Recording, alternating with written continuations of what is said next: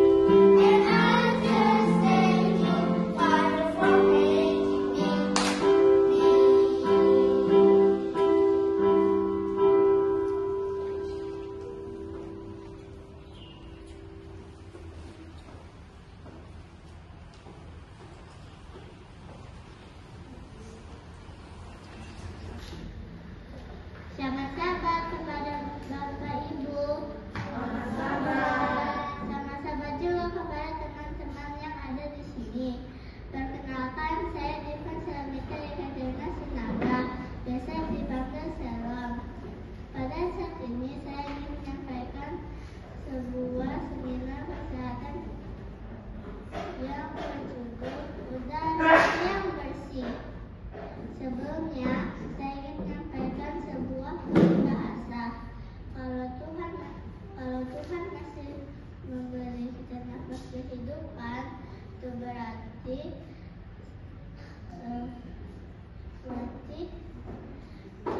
hidup kita belum selesai. Seburuk apapun keadaanmu, Tuhan masih punya rencana untuk hidupmu. Judul seminar kesehatan yang saya bawakan adalah udara yang bersih.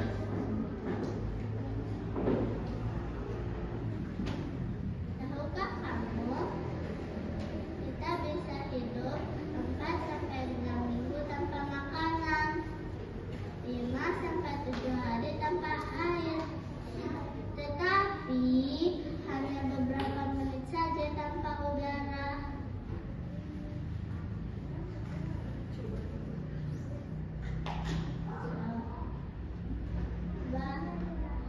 Tutup hidung dan mulut kalian.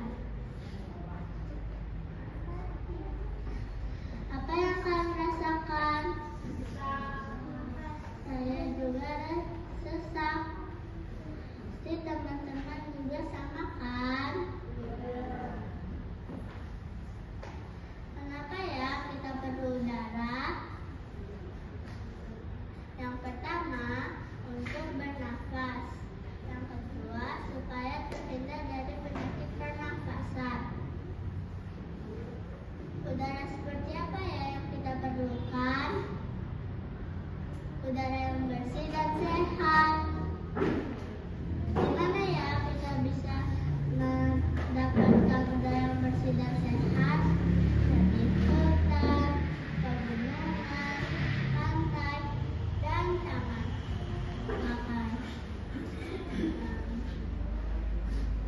Karena mengandung oksigen yang tinggi, makanya pemerintah banyak bikin taman bermain.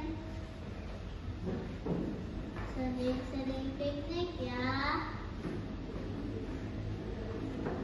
Udara yang kotor itu seperti apa ya? Dari pabrik, rokok, asap mobil, pembakaran sampah. Karena karbon dioksidanya tinggi. Coba teman-teman berada di sekitar pabrik, rokok, asap mobil, pembakaran sampah, pasti pada sesak dan batuk-batuk kan? Makanya kita tidak boleh membakar sampah sembarangan. Bagaimana ya cara melatih bernafas yang baik? Waktu bangun pagi, berdiri tegak, tarik nafas dalam lewat hidung dan keluarkan lewat mulut. Yuk kita coba. Tarik nafas dalam, buang. Tarik nafas lagi, buang. Lakukannya selama 10 kali ya. Hanya pada pagi hari, karena udara di pagi hari bersih, belum ada polusi. Jangan malas bangun pagi ya. Sebagai penutup, saya dari Ayub 334, Allah telah membuat aku dan nafas yang maha kuasa membuat aku hidup. Demikian seminar kesehatan yang bisa saya sampaikan. Semoga apa yang saya sampaikan dapat bermanfaat bagi kita semua. Sebagai penutup, izinkan saya menyampaikan pantun. Pagi-pagi sudah makan, tidak lupa berdoa. Terima kasih ucapkan atas perhatian semuanya. Selamat sahabat, Tuhan memberkati. Selamat sahabat semuanya. Hari ini saya akan menyampaikan ayat hafalan. Ayat hafalannya ada di Amsal 1 ayat 7. Takut akan Tuhan adalah perbuatan pengetahuan, tapi orang bodoh menghina hikmat dan didikan. Amsal 3 ayat 5. Percayalah kepada Tuhan dengan segenap hatimu dan jangan bersandar kepada pengertianmu sendiri. Amsal 3 ayat 6. Akuilah Dia sebagai segala lakumu, maka Dia akan meluruskan jalanmu. Amsal 3 ayat 13. Berbahagialah orang yang mendapat hikmat, orang yang memperoleh kepandaian. Amsal 20 ayat 12. Telinga yang mendengar dan mata yang melihat, kedua-duanya dibuat oleh Tuhan. Amsal 6 ayat 6. Hai pemalas, pergilah kepada tersebut, perhatikan lakunya dan jadilah bijak. Amsal 10 ayat 12. Kebencian menimbulkan pertengkaran, tetapi kasih menutupi segala pelanggaran. Amsal 15 ayat 13. Hati yang gembira membuat muka berseri-seri, tetapi kepedihan hati mematahkan semangat. Amsal 16 ayat 32. Orang yang sabar melebihi seorang pahlawan. Orang yang menguasai dirinya melebihi orang yang merebut kota. Amsal 17 ayat 17. Seorang sahabat akan menaruh kasihnya setiap waktu dan menjadi saudara dalam kesukaran. Pengkhotbah 3 ayat 1. Untuk segala sesuatu ada masanya, untuk apapun di bawah langit ada waktunya. Pengkhotbah 3 ayat 11. Ia membuat indah pada waktunya. Ia juga memberikan kekekalan ke hati mereka, tetapi manusia tidak dapat menyelami pekerjaan Allah dari awal sampai akhir. Pengkhotbah 11 ayat 10. Buanglah kesedihan dari tubuhmu dan jauhilah penderitaan dari tubuhmu, karena kemudahan dan fajar hidup adalah kesia-siaan. 1 Timotius 4 ayat 7. Jauhilah tahayul dan dongeng nenek tua. Latihlah dirimu beribadah. Ibrani 11 ayat 1. Iman adalah dasar sesuatu yang kita harapkan dan bukti segala sesuatu yang kita tidak dapat lihat. Ibrani 13 ayat 6. Itu sebabnya kau dapat berkata, Tuhanlah penolongku, aku tidak takut apa yang dilakukan manusia terhadap aku. Ibrani 13 ayat 8. Yesus Kristus tetap sama, baik hari ini maupun kembali sampai selama-lamanya. Ibrani 13 ayat 16. Dan janganlah kamu lupa berbuat baik dan memberi bantuan, karena korban-korban yang demikianlah yang akan berkenan kepada Allah. Yakobus 1 ayat 6. Sebab orang yang mendua hatinya tidak akan tenang dalam hidupnya. Yakobus 1 ayat 23. Dan hendaklah kamu menjadi pelaku firman dan tidak pendengar saja, karena jika tidak demikian kamu hanya menipu diri sendiri. Terima kasih. Shalom, salam sejahtera buat kita semua.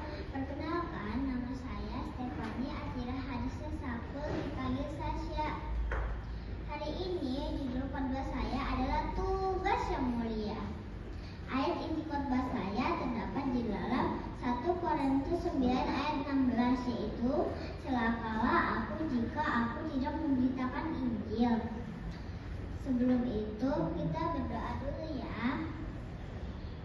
Tuhan Yesus, terima kasih sudah memberkati kami semua. Sekarang hamba-Mu akan berkhotbah, tolong jaga teman-teman kami yang akan mendengarkan khotbah ini, Tuhan, dalam nama Yesus, amin. Nah, dengarkan dulu ya cerita dari saya. Pada suatu hari ada seorang anak bernama Max. Dia suka pamer dan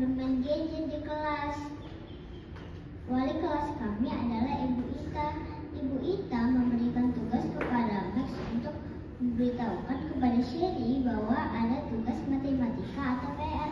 Tapi Max lalai karena dia asik bermain gadget.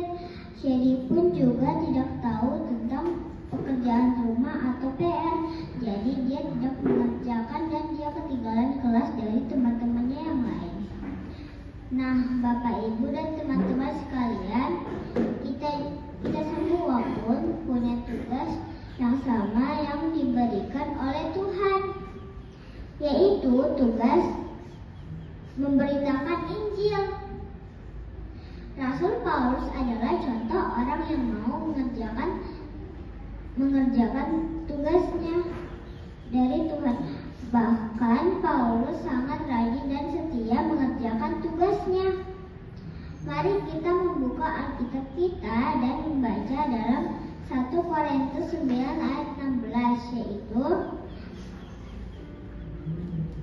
karena jika aku memberitakan Injil, aku tidak mempunyai alasan untuk memegahkan diri, sebab itu adalah keharusan bagiku.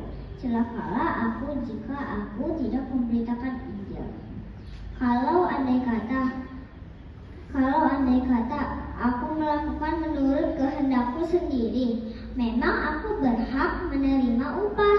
Tetapi karena aku melakukan bukan menurut kehendakku sendiri, pemberitaan itu adalah tugas penyelenggaraan yang ditanggung kepadaku. Kalau demikian, apakah upahku? Upahku ialah ini, bahwa aku boleh memberitakan Injil tanpa upah, dan bahwa aku tidak mempergunakan hakku sebagai pemberita Injil. Bapak, Ibu, dan teman-teman sekalian, Paulus sebagai pemberita Injil, dia tidak sombong, dia tidak memegahkan dirinya, dia tidak pamer, bahkan dia tidak menuntut upahnya sebagai pemberita Injil. Bahkan sebaliknya, ia rajin dan setia mengerjakan tugasnya. Bapak, Ibu, dan adik kakak semua, ketika kita bertemu dengan siapapun,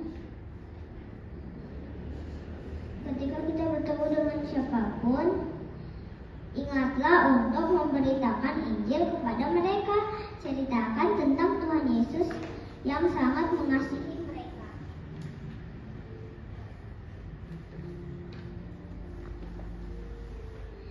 Nah, pertanyaannya adalah bagaimana kita dapat memberitakan Injil? Ada dua cara bagaimana cara kita memberitakan Injil.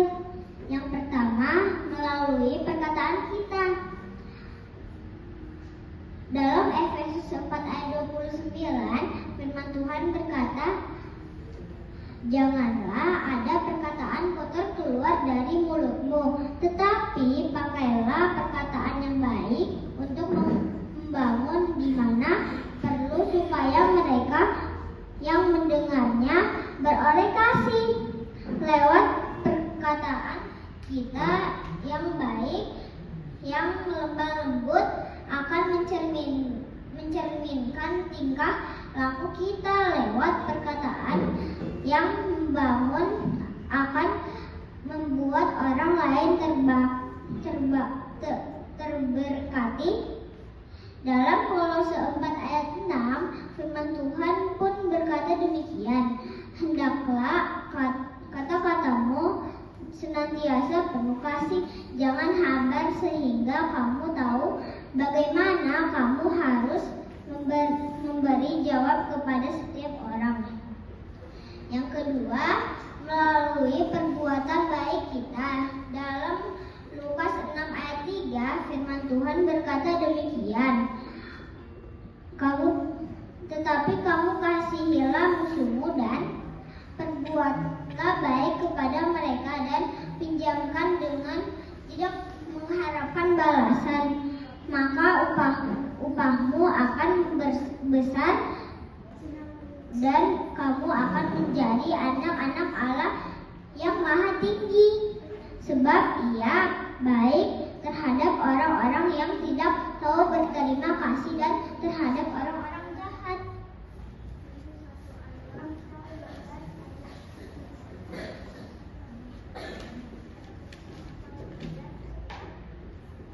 Nah, Bapak Ibu dan teman-teman sekalian, teruslah berbuat baik, bahkan tidak mengharapkan balasan. Dengan demikian kita sudah memberitakan tentang Tuhan Yesus. Dua hal ini yang dapat kita lakukan untuk memberitakan Injil. Lakukanlah tugas ini dengan hati yang penuh sukacita ya. Mari kita berdoa.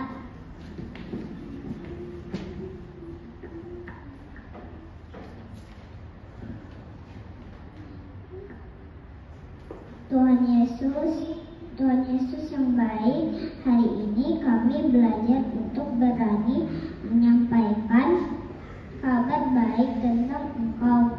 Berikanlah kami keberanian supaya kami mampu menceritakan Injil Kristus kepada sesama. Dalam nama Yesus kami berdoa, amin. Demikianlah cerita yang dapat saya sampaikan. Tuhan Yesus memberkati. Amin.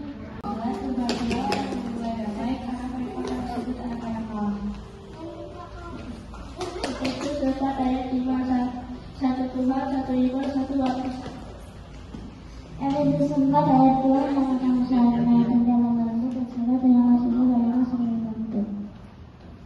Ayat 12 ayat 2 orang yang baik dikenal Tuhan, tapi penipu dihukumnya.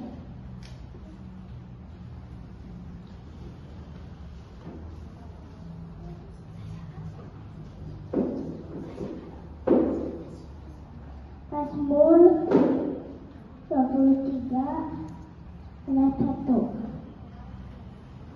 Tuhan balaku